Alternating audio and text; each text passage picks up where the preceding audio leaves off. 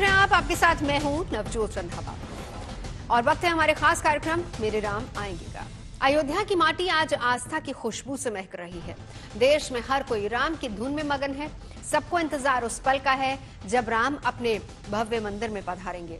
और यही वजह है कि अयोध्या को त्रेता की तर्ज पर सजा और संवारा जा रहा है। तो कहां तक पहुंचा अयोध्या में राम का काज, इस पर आगे हम विस्तार से बात करेंगे। बात उन प्रसंगों की भी करेंगे जिसके कालखंडों से होते हुए राम मंदिर का सपना साकार हो रहा है। इसी सिलसिले में मुलाकात अयोध्या आंदोलन के उन नायकों से भी हम करवाएंगे जिनकी कोशिशों की वजह से आज राम मंदिर भव्य आकार ले रहा है। और साथ ही संतों से चर्चा राम भक्त हनुमान की भी करेंगे और जानेंगे कि आखिर क्यों राम के बिना हनुमान और हनुमान के बिना राम अधूरे माने जाते हैं। क्या है हनुमान की भक्ति की शक्ति का विधान, ये भी बताएंगे। आज अयोध्या प्रभु श्री राम के भव्य मंदिर की साक्षी बनने जा रही है और इस दिन के लिए राम भक्तों ने लंबी प्रतीक्षा भी की है, कठिन परीक्षा भी दी है।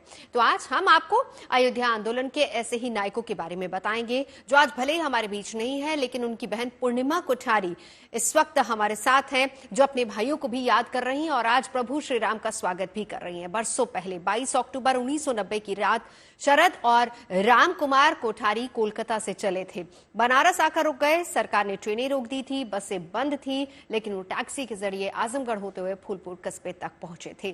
कहानी बहुत लंबी है, लेकिन आज वही संघर्ष रंग लाया और पूर्णिमा जी, आज मंदिर का सपना साकार होने जा रहा है। आज के दिन की अगर मैं आपकी फीलिंग पूछूं, कैसा लग रहा है? ऐसे जैसे आपको अपने जीवन की सबसे बड़ी खुशी मिल गई हो। और वो कहते हैं ना कि मैं तो आज 7वें आसमान पर हूँ। मतलब उड़ना चाहती हूँ पर पंख नहीं है मेरे पास। और कैसे अपनी खुशी बताऊं। क्या तैयारी पूर्णिमा जी आपने की है 22 तारीख की? 22 तारीख की क्या तैयारी है? हालांकि आपकी तैयारी तो बरसों से चली आ रही है। जी, इस पल के इस क्षण की हमने बरसों से प्रतीक्षा की है। तैयारी बोले तो बस यही समझ लीजिए कि जैसे प्रत्येक देशवासी, प्रत्येक हिंदू राम भक्त जो उस दिन दिवाली मनाएगा, हम भी उस दिन अपनी दिवाली मनाएंगे अच्छे वस्त्रों के साथ, नए कपड़ों के साथ और खूब अच्छे से तैयार होके, और हम भी मंदिर उद्घाटन में जाएंगे। क्या यादें आपकी जुड़ी हुई हैं आंदोलन संघर्ष से? आंदोलन संघर्ष से देखिए, 89 से मेरे भाइयों को मैंने इस आंदोलन के लिए कार्य करते हुए देखा है। शीला पूजन से लेकर मैं कहूँ तो राम ज्योति पूजन, उन दोनों का डेडिकेशन देखा है। उन दोनों ने इस पूरे कार्य के लिए अपना 100% लगा दिया था। और बात जब कार सेवा की आई, तब भी वो दोनों अपने आप को आगे रख के चल रहे थे। तो कहा भी गया कि भाई दोनों एक परिवार से नहीं जा सकते हैं, नियम पूर्वक एक ही व्यक्ति एक परिवार से जा सकता है, पर दोनों ही अपने, उन्होंने जो भी तर्क रखे, वो संगठन हो चाहे मेरे घर में माता पिता हो, सबको उन्होंने निःशब्द कर दिया। घर में और किस तरह सबकी, का माहौल था? माता पिता के एग्री हो गए थे कि दोनों जा सकते हैं? हाँ, थोड़े चिंतित थे। एक तो उस समय मेरी शादी भी 13 दिसंबर की फिक्स थी, और दूसरा ये कि दोनों लड़के जा रहे हैं, वहां पर इतनी ठंड है, वहां पर क्या क्या दिक्कतें आ सकती हैं, थोड़ा बहुत तो आभास था कि भाई हो सकता है इन्हें जेल में ही ठूस दिया जाए, हो सकता है इन्हें कहीं लाठी डंडे पड़ जाए, कोई चोट लग जाए। भाई, आप एक बात समझिए कि आजाद हिंदुस्तान में, राम और कृष्ण के देश में, जहां राम काज के लिए बच्चे जा रहे हो, कोई माता पिता कैसे ये सोच सकते हैं कि मेरा बच्चा जो इतने अच्छे कार्य के लिए जा रहा है, राम काज के लिए जा रहा है, उसे राम काज करने के लिए उसे ये सजा मिलेगी, उसे गोली गोली मार दी पूर्णिमा जी, जाएगी। ये भी जानना चाहूंगी कि घर में नॉर्मली, क्योंकि अपब्रिंगिंग किस तरीके से हुई? हालांकि पूरे हिंदू रीति रिवाज और उसी संस्कृति के साथ ही बच्चों को बड़ा करते हैं तमाम लोग, लेकिन आपके घर में कैसा माहौल था प्रभु श्री राम को लेकर? कैसी दिनचर्या रहा करती थी आपकी, भाइयों की, सबकी? मेरे दादाजी बहुत धार्मिक प्रवृत्ति के थे, और हमने बचपन से ही उन्हें 3-3 4-4 घंटा पूजा करते हुए, खुद के आवाज में भजन गाते हुए वो खुद भजन भी लिखते थे और वो जब भजन गाते थे तो वो खुद बहुत भावुक हो जाते थे। वो भगवान के सामने रोने लगते थे, भावुकता में हम्म। उनके आंसू निकल आते थे। हम्म। तो हम तो ऐसे ही माहौल में बचपन से उन्हें हम्म। वैसे ही देखते हुए बड़े हुए। हम्म। मेरी माँ भी बहुत धार्मिक प्रवृत्ति की थी। वो माने ऐसा था कि उनको भी लगता था कि जैसे वो भगवान से डायरेक्ट संवाद कर लेती थी। हम्म। कई बार हमें लगता था कि माँ जो बोलती थी वो सच हो जाता था। तो तो पूर्णिमा जी, अयोध्या जा रही हैं फिर आप? जी, हम्म। बिल्कुल जा रही हूँ। अयोध्या के लिए क्या तैयारी आपने की है वहां जाने की, 22 तारीख की, या फिर उससे पहले कब पहुंचेंगे आप वहां? देखिए, मैं चूँकि आप जानती हैं कि बहुत सालों से इस पल की प्रतीक्षा में थे हम सब। हम्म। तो मुझे ये लग रहा है कि मुझे वहाँ की जितनी भी उत्सव के जो भी कार्यक्रम वहाँ होंगे, हम्म। मुझे उनको अपनी आँखों के द्वारा अपनी आत्मा में उन्हें समाहित कर लेना है। तो मैं इस वजह से यहाँ से 10 तारीख को ही निकल जा रही हूँ और मैं जितनी जल्दी हो सके उतनी जल्दी अयोध्या पहुँच के वहाँ के हर कार्यक्रम में अपने आप को रखना चाहूँगी, ताकि मैं अपनी आँखों से ही वो सब कुछ होते हुए देखूँ जो राम मंदिर उद्घाटन कार्यक्रम के लिए वहाँ के लिए कार्यक्रम चल रहा है। बिल्कुल, बहुत ही खूबसूरत। और आपके परिवार से और कौन कौन लोग वहां पर जाएंगे? जी, मेरे परिवार से मेरी बेटी मेरे साथ रहेगी। वो भूमि पूजन में भी मेरे साथ थी और अभी भी मेरे साथ रहेगी। और उसके अलावा मैं आपको कहूँ तो अभी आज के दिन में मैं तो यही कहूँगी कि सारा हिंदू समाज और सभी राम भक्ति मेरा परिवार है।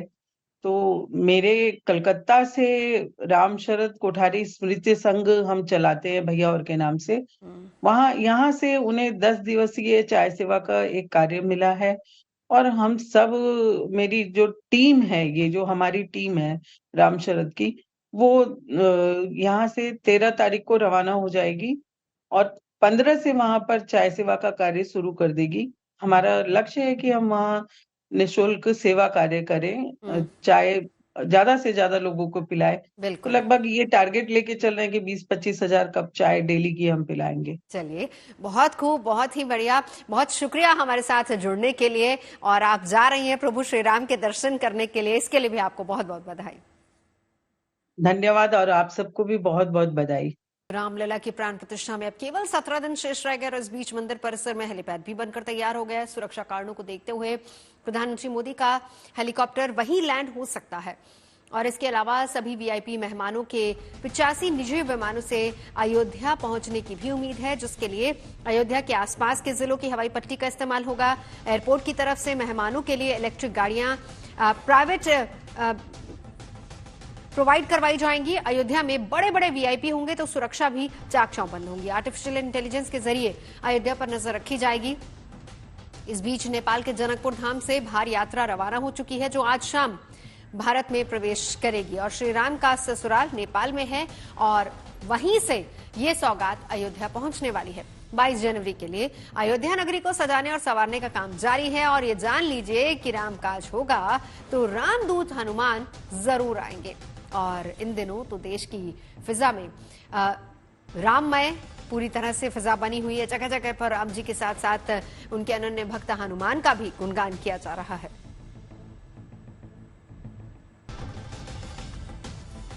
अयोध्या में पूरा माहौल भक्तिमय है। मैं इस समय पर अयोध्या में हनुमान गढ़ी के ठीक सामने मौजूद हूँ और किस तरीके से पवन सुत के लिए लोग नाच रहे हैं, गा रहे हैं। लोग मस्त होकर के हनुमान जी भगवान श्री राम के लिए नाच रहे हैं, गा रहे हैं भजन। बजरंग बली का क्या कहना, दुनिया में देव हजारों हैं। बजरंग बली का क्या कहना, इनकी शक्ति का क्या कहना, इनकी भक्ति का क्या कहना, इनकी भक्ति का क्या कहना, इनकी भक्ति का क्या कहना। वो दुनिया में देव हजारों हैं। बजरंग बली का क्या कहना, दुनिया में देव हजारों हैं। हनुमान तुम्हारा क्या कहना, हनुमान तुम्हारा। हनुमान जी महाराज। प्रभु श्री राम की भक्ति हनुमान के बिना अधूरी है और हनुमान अपने आराध्य राम के बिना अधूरे हैं। कहा यह भी जाता है कि हनुमान की भक्ति का मार्ग राम की भक्ति से होकर गुजरता है और राम की भक्ति में हनुमान की भक्ति का भाव निहित है। ऐसे में भव्य मंदिर में प्राण प्रतिष्ठा का कार्यक्रम केवल राम भक्तों का उत्सव नहीं है, बल्कि हनुमान भक्तों के लिए भी एक महा उत्सव है। तो आज अपने मेहमानों से प्रभु श्री राम और हनुमान के बीच के आत्मीयता के सार को समझेंगे और साथ ही इसे भी समझेंगे कि क्या है हनुमान की भक्ति का वो भाव जिसकी वजह से आज वो लोकदेव के रूप में पूजे जाते हैं। जानेंगे हनुमान प्रभु राम को इतने प्रिय क्यों थे और हनुमान की गाथा के बिना आज भी राम कथा पूर्ण क्यों नहीं मानी जाती। खास मेहमान जुड़ चुके हैं, परिचय करा देती हूं। पंडित कल्कीराम, प्रेसिडेंट रामदल अयोध्या हमारे साथ जुड़ चुके हैं।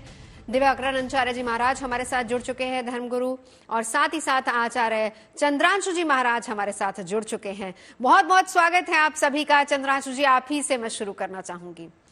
बिन हनुमान राम अधूरे और बिन राम हनुमान अधूरे, क्या है ये अटूट संबंध जो आज तक चला रहा है? बिल्कुल निश्चित बात है।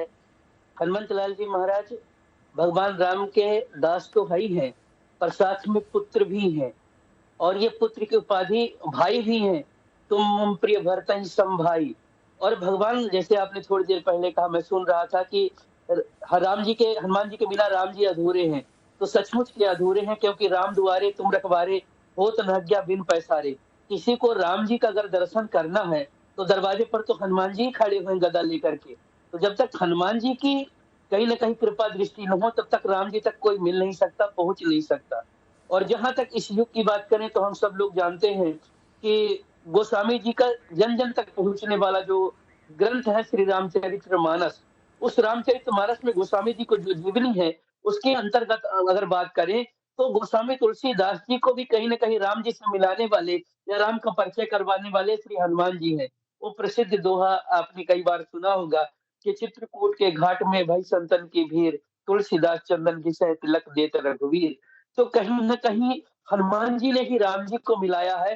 विभीषण हो तो हनुमान जी ने राम जी से मिलाया है। तो बिना राम जी की कृपा से दुनिया चले ना श्री राम के बिना, राम जी चले ना हनुमान के बिना। राम जी हनुमान जी के बिना सर्वथा अधूरे हैं, क्योंकि अगर हनुमान जी राम भक्त हनुमान नहीं होते तो पूरी रामायण ही अधूरी रह जाती, रामचरित्र कभी नहीं बन पाती। क्योंकि इस बात को स्वयं ने राम जी ने ही स्वीकार किया है कि अगर राम नहीं होते तो सीता वापिस नहीं आ पाती, लक्ष्मण के प्राण नहीं बचते, तो लक्ष्मण के बिना हनुमान नहीं होते तो हाँ, अगर हनुमान नहीं होते तो फिर राम जी लक्ष्मण जी का प्राण बचना मुश्किल था मेघनाथ के बाण से, शक्ति बाण से।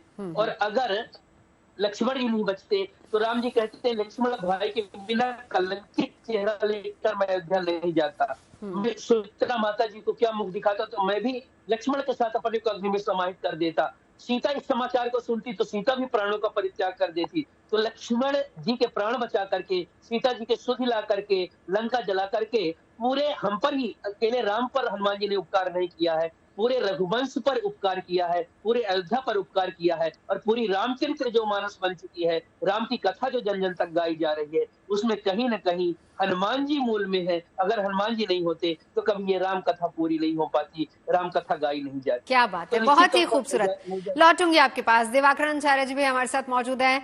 बहुत बहुत स्वागत है दिव्याकर जी आपका। आपसे मुलाकात मेरी हनुमानगढ़ी में ही हुई थी और वहीं पर बहुत सारे संवाद हुए थे, आपसे भी बातचीत हुई थी। जरा बताइए आज अयोध्या कैसी दिख रही है, फिर हम आगे बढ़ेंगे।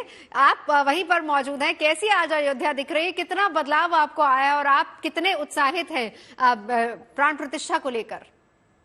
निश्चित ही अत्यंत ही उत्साह है। सर्वप्रथम तो मैं सिया राम मैं सब जग जानी, करहु प्रणाम जोर जुग पानी। आपके दर्शकों को, साथ ही पैनल पे बैठे सभी महापुरुषों को सादर प्रणाम करता हूँ और सभी को स्नेह पूर्वक अभिवादन करता हूँ। जय जय श्री राम करता हूँ। आज अयोध्या अत्यंत हर्षित है, उत्साहित है, उल्लास से भरी हुई है और चूंकि होना भी चाहिए। सतत संघर्षों के प्रयासा स्वरूप अब आनंददायक गंतव्य का यह जो फल भव्य राम मंदिर प्राप्त हो रहा है, निश्चित ही इससे उत्साह संपूर्ण सनातनियों में न सिर्फ भारत बल्कि विश्व भर में फैले विश्व विराट सनातनियों के रूप में एकदम आनंद और महा उत्सव के रूप में देखा जा रहा है। आज उत्सुकता बढ़ गई है कि किस प्रकार से जल्द वह 17 दिन का ये जो अंतराल है ये बीत नहीं रहा है, कितने जल्दी यह व्यतीत हो जाए और 22 जनवरी का वह शुभ अवसर अत्यंत निकट आ जाए और हम 22 जनवरी में प्रवेश करें, जब भव्य दिव्य श्री राम लला के प्राण प्रतिष्ठा के साथ भारत के राष्ट्र मंदिर का उद्घाटन देश के यशस्वी प्रधानमंत्री महाभाग सिंह नरेंद्र मोदी और उत्तर प्रदेश के आदरणीय मुख्यमंत्री योगी आदित्यनाथ जी महाराज के कर कमलों द्वारा सतत संघर्षों के प्रयास के बाद, उन तमाम महापुरुषों बलिदानियों के संघर्षों के बाद पूर्णतया की तरफ होगा और प्रभु अपने भव्य दिव्य मंदिर में बैठेंगे। और जब प्रभु श्री राम लला अपने दिव्य मंदिर में बैठेंगे तो वहीं से राम राज्य की परिकल्पना शुरू हो जाएगी। बिल्कुल, हमारे बिल्कुल दिवाकर जी, चलिए लौटूंगी आपके पास। चंद्रांशु जी, जब भी बात प्रभु श्री राम की आती है बिना हनुमान के अधूरी है। आज की तारीख में हम कह सकते हैं कि पहली बात तो ऐसा कोई भक्त नहीं, और दूसरी बात यह है कि हम भक्त और भगवान के इस रिश्ते से बहुत कुछ सीख सकते हैं।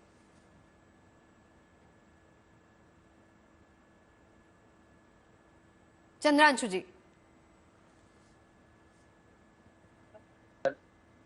निश्चित तौर पर राम जी के हनुमान जी के जीवन से बहुत कुछ सीख सकते हैं। पहले तो सीखने वाली जो सबसे बड़ी गुण है वो है विनम्रता। हनुमान जी स्वयं अतुलित बलधामम शरण शैला भदेहम है, बल की कोई सीमा नहीं है। और दूसरी बात, ज्ञानी नाम अग्रगण्यम है, ज्ञानियों में सर्वश्रेष्ठ ज्ञानी है, उनके सदृश कोई और दूसरा नहीं है। उसके बाद भी जो उनकी विनम्रता है, उनकी सहजता है, शालीनता है, वो एक अलग ही है। आप अयोध्या हनुमानगढ़ी आई हुई हैं नवजोत जी, आपने स्वयं देखा होगा कि वहां पर हनुमानगढ़ी जो है ना, वो अयोध्या के राजा हैं, इस समय राजा के रूप में बैठे हुए हैं। तो राज्य अपने आप नहीं मिला।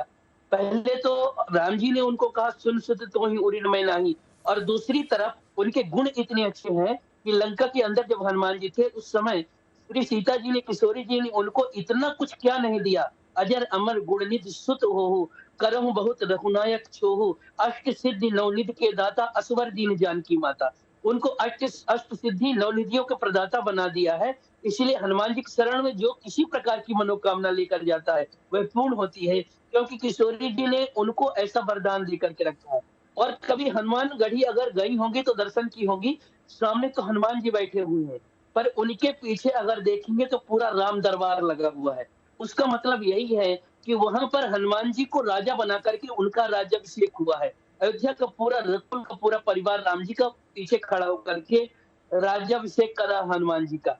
तो अभी भी हमारे अयोध्या की मान्यता है कि जो हनुमानगढ़ी का जो शिखर है, उस शिखर के ऊपर अयोध्या के अंदर जितने भी मठ मंदिर जो कुछ भी बनेगा, उससे ऊपर एक भी मंदिर नहीं बन सकती है, उससे ऊपर कोई शिखर नहीं रख सकता है, क्योंकि राजा से ऊपर किसी का शिखर नहीं जाना चाहिए। आज भी राम जी ने बड़े पुत्र के रूप में, रकुल की परंपरा रही कि जो बड़ा पुत्र होता है वही राजा होता है। तो निश्चित तौर पर बड़े राजा के रूप में, बड़े पुत्र के रूप में हनुमान जी हैं। इसलिए अयोध्या के अंदर राज्य तिलक जिनका हुआ वो हनुमान जी ही बड़े पुत्र के रूप में, इसलिए हनुमान जी ही अयोध्या के राजा के रूप में आज तक प्रतिष्ठित है। और आज भी रह करके उनके भक्तों की अभिलाषा पूरी होती है। और महज देखिए संयोग क्या है, पहले हनुमानगढ़ी आती है, उसके बाद अभी भी राम जन्मभूमि आ रही है।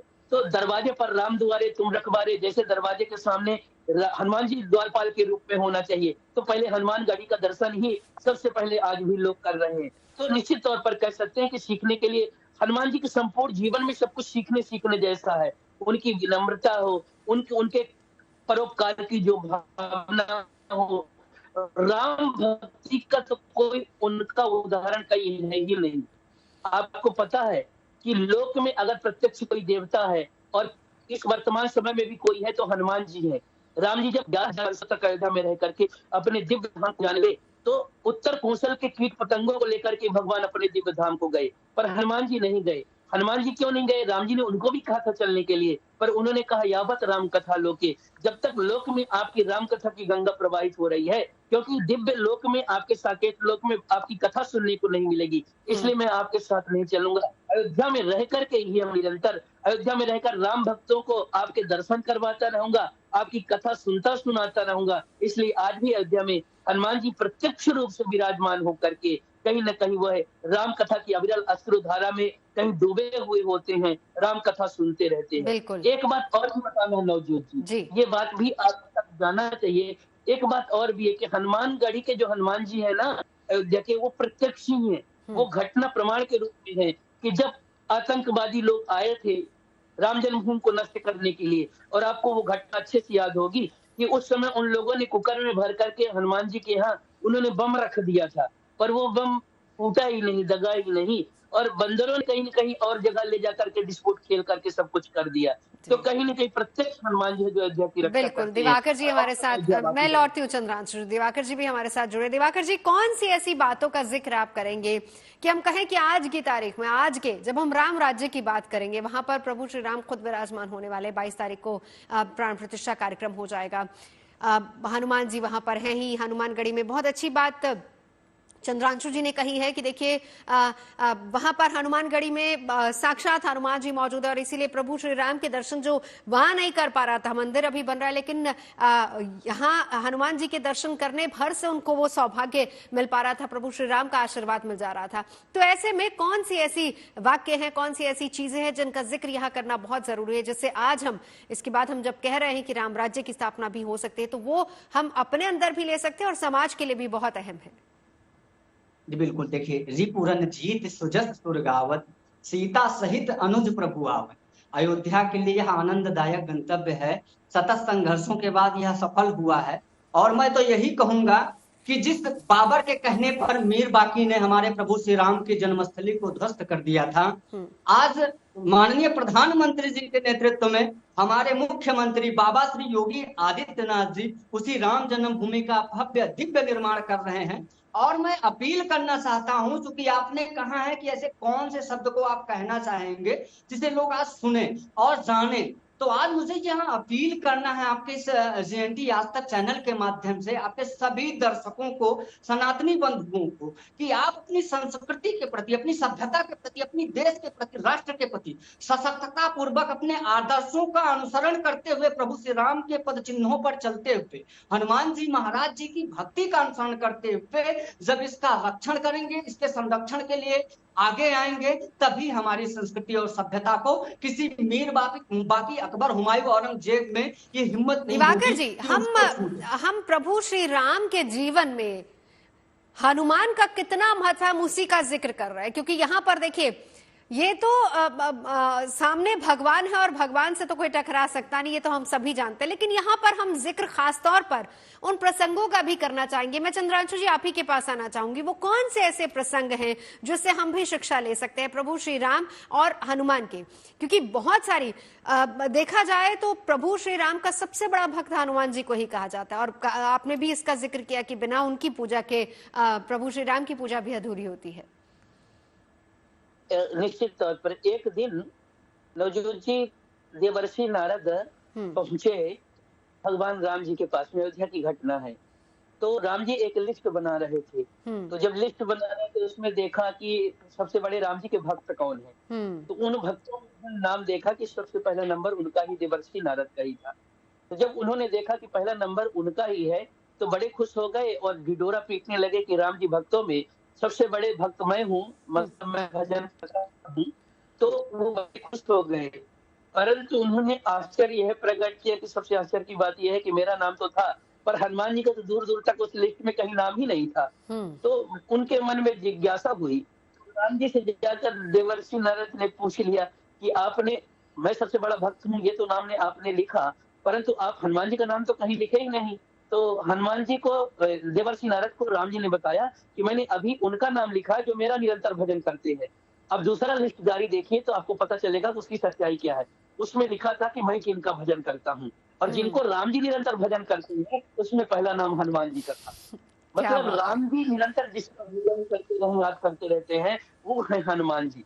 मैं सच्ची कहता हूँ कि आपकी प्रेरणा लेने के लिए कौन से चरित्र से, हनुमान जी का संपूर्ण चरित्र, एक चरित्र भी ऐसा नहीं है जिससे प्रेरणा न ली जा सकी। एक तो वचनबद्धता में देखिए, सुग्रीव जी को सूर्य भगवान के शिष्य है हनुमान जी ने, सुग्रीव जी को उन्होंने कह दिया था कि आप मेरे पुत्र की रक्षा करना, सूर्य भगवान ने सुग्रीव जी। तो बाली जैसे सामने बलशाली था, और उन्होंने अपना धर्म निभाते हुए राम जी को लेकर के गए और सुग्रीव जी की मित्रता करवा दिया। बाली जैसा कहीं दुष्ट आत्मा मारा गया तो कहीं न कहीं पीछे पीछे हनुमान जी हैं। आगे आप देखती हैं, आपको भी इतना पता होगा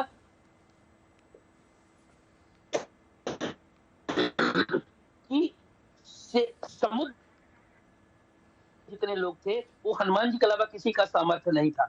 लंका में घुस करके पूरे लंका को जला देना ये हनुमान जी की सामर्थ्य हो सकती थी, और कहीं न कहीं वापिस दिए राम जी तक पहुंचाया तो हनुमान जी की सामर्थ्य थी। और मैंने पहले जैसा कहा कि राम जी का चरित्र है, इसके लिए तो वंशा कोचाल विषयामति तिरखु दुष्करम मोहात उडुपे नाश विसागरम, इतना बड़ा रघुवंश का जो चरित्र विस्तृत आजकल कोई गाया नहीं जा सकता, कोई कह नहीं सकता। वह कहीं न कहीं अगर यह संभव हो पाया है तो निश्चित तौर पर हम कह सकते हैं यह एकमात्र हनुमान जी के कारण हो पाया। अगर हनुमान जी नहीं होते तो ये कभी संभव ही नहीं हो पाता। लौटती हूँ, हाँ बिल्कुल लौटती हूँ आपके पास रही है, क्योंकि बहुत सारी अच्छी अच्छी कथाएं जब आप सुनाते हैं ना तो बहुत अच्छा लगता है। मैं चाहूंगी एक आध कथा आप और सोचिए, हम लौटेंगे आपके पास हनुमान जी और प्रभु श्री राम की कौन सी कथा जो अभी आप सुनाएंगे, लेकिन उससे पहले दिवाकर जी भी हमारे साथ लगातार मौजूद है। दिवाकर जी, मैं आपसे भी जानना चाहूंगी प्रभु श्री राम और हनुमान दोनों के संबंधों को किस तरीके से आप डिस्क्राइब करेंगे, किस तरीके से इसका बखान करेंगे? देखिए बिल्कुल नवजोत जी, मैं वही कह रहा था कि प्रभु श्री राम ने हनुमान जी को सदैव एक श्रेष्ठतम स्थान दिया और हनुमान जी हमेशा दासत्व को ही स्वीकार करते रह गए। और ये बहुत बड़ी बात होती है कि किसी को स्वामी मान लेना और स्वयं को दास मान लेना, और वो तब जब अतुलित बलधामम हेम शैलाभ देहम, अनंत शक्तियों के स्वयं स्वामी हो, जिन्हें माता सीता ने स्वयं अजर अमर गुण निधि सुत हो करहु बहुत रघुनायक चोहु ऐसा वरदान मिला हो, ऐसे हनुमान जी महाराज स्वयं को दास मानते हो।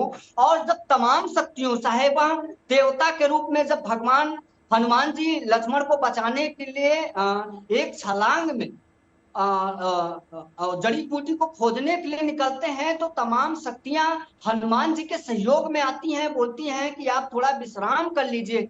हनुमान जी कहते हैं कि राम काज कीन है बिनु मोह कहाँ विश्राम। तो ये जो दासत्व भाव होता है ना, ये बहुत कठिन होता है। हनुमान जी हमेशा से ये सोचते थे कि मैं कैसे अपने राम का सबसे प्रिय बन जाऊं। उन्हें हमेशा से ये लगता था कि मैं भगवान राम का सबसे प्रिय नहीं हूं। और चूंकि हनुमान जी ने हमेशा ये दासत्व भाव स्वीकार किया, इसीलिए मैं इसी बात पे कहा कि रिपुरन जीत अवध प्रभु सीता सहित अवध प्रभु आवत, रिपुरन जीत सुजस सुर गावत सीता सहित अवध प्रभु आवत। राम ने जब रावण पर विजय प्राप्त कर लिया, देवताओं ने प्रभु श्री राम का जय जयकार लगाया, सौ तरफ राम राज्य आ गया और भगवान राम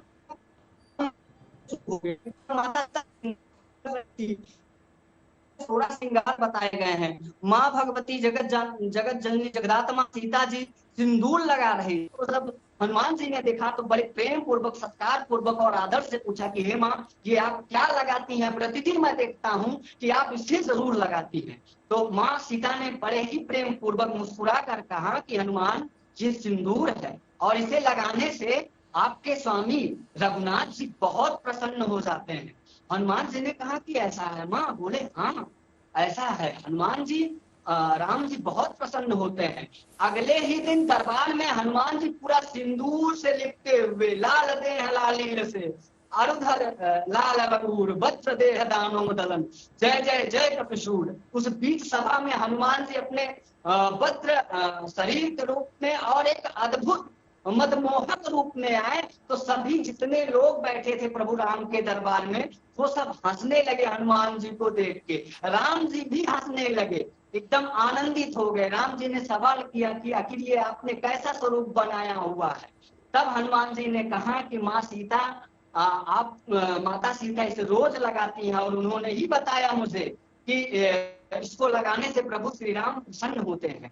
और इसीलिए आज मैंने अभ्यास बनाया कि वो थोड़ा सा लगाती हैं तो मैं अपने पूरे शरीर में लगा लेता हूँ और इससे प्रभु श्री राम मुझे सबसे ज्यादा स्नेह करेंगे, सबसे ज्यादा प्रेम करेंगे। तो ये दासत्व तो ये समर्पण भाव अपने प्रभु श्री राम के लिए और उन्हीं के आदर्शों पर चलने वाला संपूर्ण सनातनी समाज और मैं तो यहाँ तक भी कहूंगा, ये जो दास का भाव शुरू हुआ ना, ये हनुमान जी से ही शुरू हुआ। आप जब देखेंगी तो आपको साधुओं में सबसे ज्यादा दास ही मिलेंगे। ये दासत्व, दासो हम रघुनाथस्य, हम अपने प्रभु श्री राम को स्वामी और स्वयं को दास मान ले, इससे बड़ा समर्पण और मुझे लगता है कि इससे बड़ा त्याग दुनिया में कोई नहीं है। इसीलिए प्रभु श्री राम के जगह, प्रभु श्री राम के पास हनुमान जी का सर्वश्रेष्ठ स्थान है। जहां भी राम जी रहते हैं वहां हनुमान जी का होना अनिवार्य है।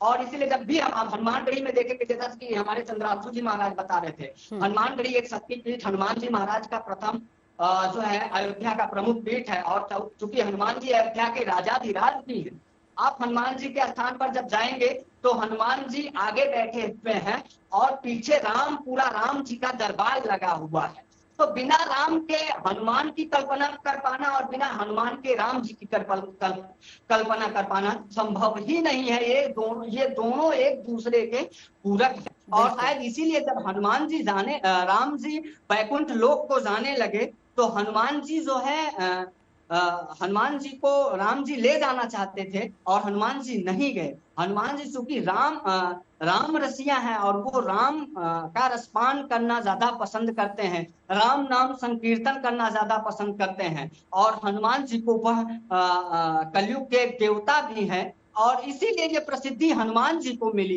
एकमात्र देव हनुमान जी हैं जिनको यह प्रसिद्धि प्राप्त हुई। तो हम कह सकते हैं कि सबसे बड़ी बात जो हनुमान जी में थी वह दासत्व भाव। और जब हम किसी के प्रति समर्पण भावना से अपने आप को समर्पित करते हैं तो वह हमें निखार देता है।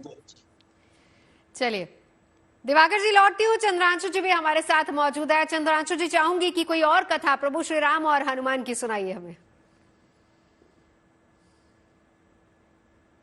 चंद्रांशु जी, आपका ऑडियो म्यूट है। आप जी। मैं सबसे पहले तो मैं उस कथा को मैं इंगित करूंगा जो बहुत भावमय है, मुझको बहुत प्रभावित करती है जी। अयोध्या में भगवान जब राजसिंहासन पर बैठे तो उस समय सीता जी किशोरी जी बगल में बैठी थी। प्रसन्न होकर के किशोरी सीता जी ने एक सुंदर मणि की माला उतार करके हनुमान जी के गले में पहना दिया। अब उस माला को तोड़ करके हनुमान जी उसमें देखने लगे कि मेरे प्रभु का नाम इसमें है कि नहीं है। इतनी कीमती माला थी, सीता जी को अच्छा नहीं लगा। उसने कहा कि मतलब बंदर क्या जाने अदरक का स्वाद, लोग किंवदंती कहते हैं, इनको इस मणि की कीमत क्या पता चले। तो बोले हनुमान कर क्या रहे हो, माला क्यों तोड़ दिया। तो हनुमान जी ने कहा मैं देख कर रहा हूँ कि इस मनके में मतलब मेरे प्रभु का नाम है कि नहीं है। तो सीता जी ने कहा क्या तुम्हारे रोमनों में हर जगह राम है क्या। तो उन्होंने कहा कि बिल्कुल माता जी, आप भी हैं और भगवान राम ही है।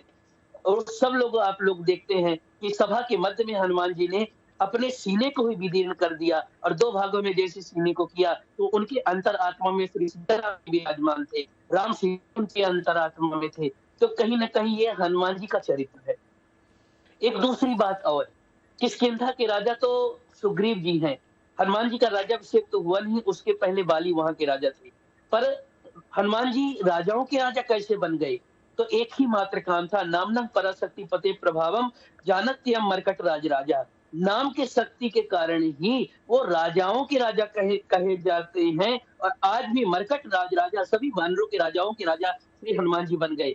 तो निश्चित तौर पर यह हनुमान जी का चरित्र है और उनके गुणगणों की यह विशेषता है कि आज भी जो भी व्यक्ति को कभी किसी का अगर बुद्धि काम न करती हो, विद्या न आ रही हो, तो छोटा सा हनुमान चालीसा का पाठ करे तो अपने आप उसकी बल बुद्धि विद्या देव मोहि हरौ कलेश विकार, वह बुद्धिमान हो जाता है, विद्वान हो जाता है, सभी गुणों को प्राप्त कर लेता है।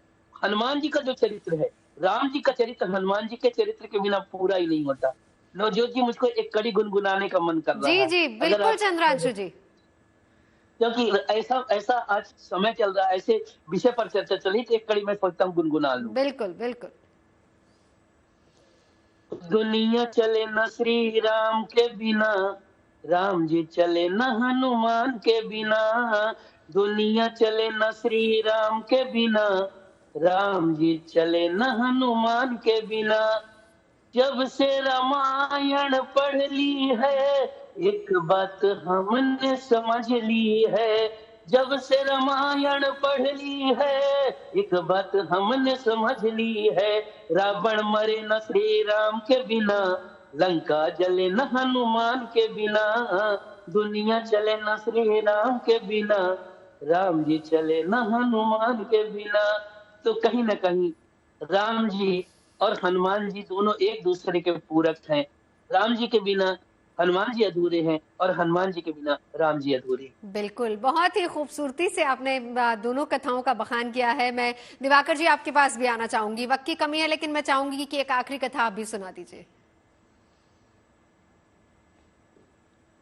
जी बिल्कुल।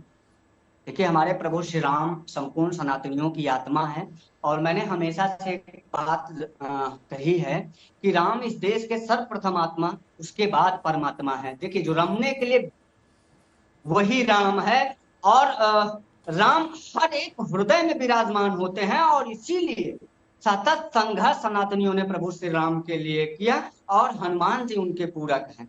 तो आज यह आनंद का जो क्षण हम लोगों को प्राप्त हुआ है, निश्चित ही आज हमारे उन सारे महापुरुष बलिदानियों को भी याद करने का, स्मरण में रखने का भी दिन है। साथ ही साथ भक्ति में आज पूरा भक्ति में ओत प्रोत है पूरी अयोध्या हमारी। तो ये कथाओं का पूरा संगम है और चलेगा, चलता ही रहेगा, निरंतर चलेगा।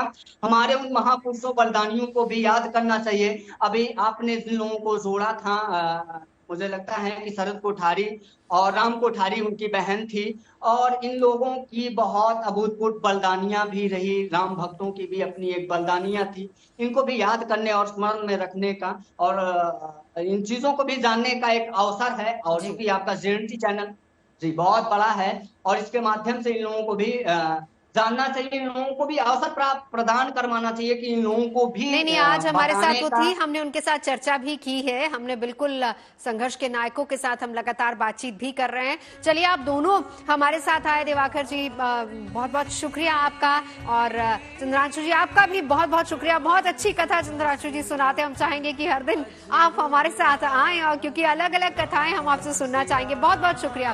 तो देखिए, दोनों खास मेहमान प्रभु श्री राम और हनुमान, दोनों के बीच के रिश्ते को आज हम समझने की कोशिश कर रहे थे। तो अयोध्या में रामलला की प्राण प्रतिष्ठा कार्यक्रम को भव्य बनाने के लिए भोपाल से डमरू टीम को भी बुलावा भेजा गया। 108 सदस्यों वाली ये जो टीम है, ये कीर्तन मंडली के साथ वहां पर पहुंचेगी और वहीं पर इनकी परफॉर्मेंस होगी। तो चलते चलते हम आपको छोड़े जाते हैं इन्हीं की भक्ति संगीत के साथ।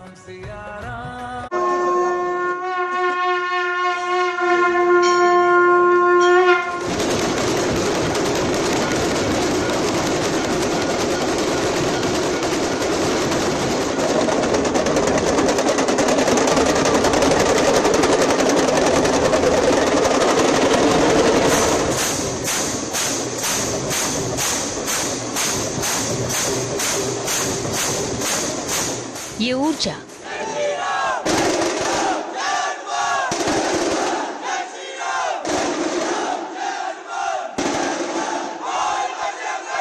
ये उत्साह, ये रंग 22 जनवरी को अयोध्या में भी दिखेगा, जब प्राण प्रतिष्ठा के दिन राम अपने धाम आएंगे।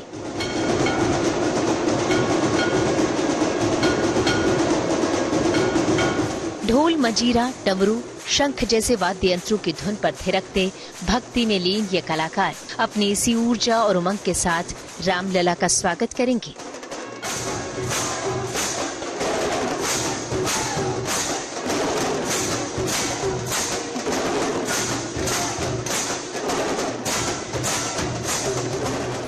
भोपाल की 108 सदस्यों वाली ये कीर्तन मंडली जब पारंपरिक वाद्य यंत्रों पर थिरकती है तो इन्हें देखने वाले बस देखते रह जाते हैं, सुनने वाले बस सुनते रह जाते हैं, सब भूलकर। ऐसे में 22 जनवरी को जब पूरी दुनिया अयोध्या की ओर देख रही होगी, तब ये कलाकार अपनी भक्तिमय ऊर्जा से पावन अयोध्या को राममय करने पहुंचेंगे।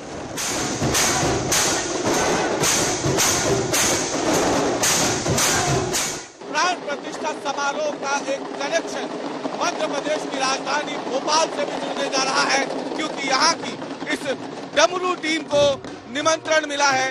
जब अयोध्या में पूरा देश या कहे कि पूरी दुनिया की नजर होगी, तो उस समय भोपाल की बटकेश्वर कीर्तन समिति के ये जो सदस्य हैं, 108 सदस्य जो हैं, ये अयोध्या में इसी तरीके से जबरदस्त तरीके से ढोल नगाड़े, झांझ मंजीरों के साथ पूरे माहौल को राममय करेंगे।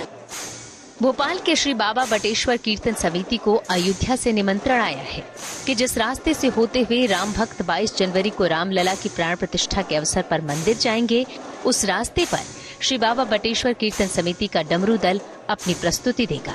ऐसे में ये कलाकार 20 जनवरी को ही अयोध्या पहुंच जाएंगे और 22 जनवरी को जब रामलला की प्राण प्रतिष्ठा के शुभ घड़ी के साक्षी बनने हजारों खास मेहमान पहुंचेंगे, तब ये कलाकार अपनी प्रस्तुति से भक्तिमय ऊर्जा का संचार करेंगे।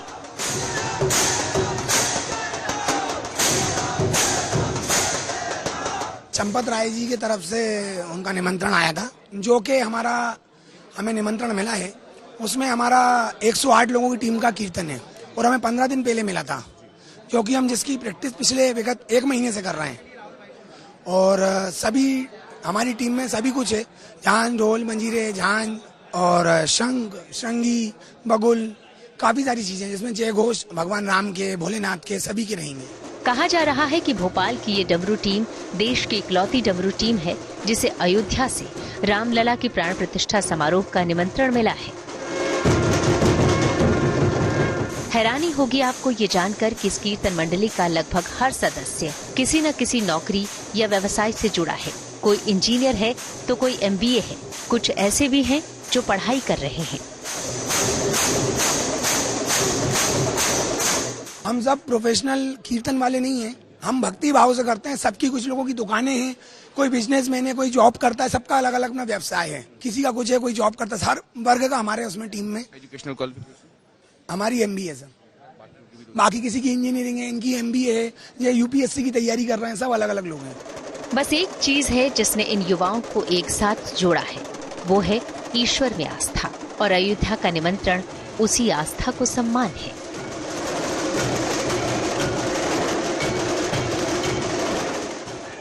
Ravish Pal Singh, Bhopal, good news today.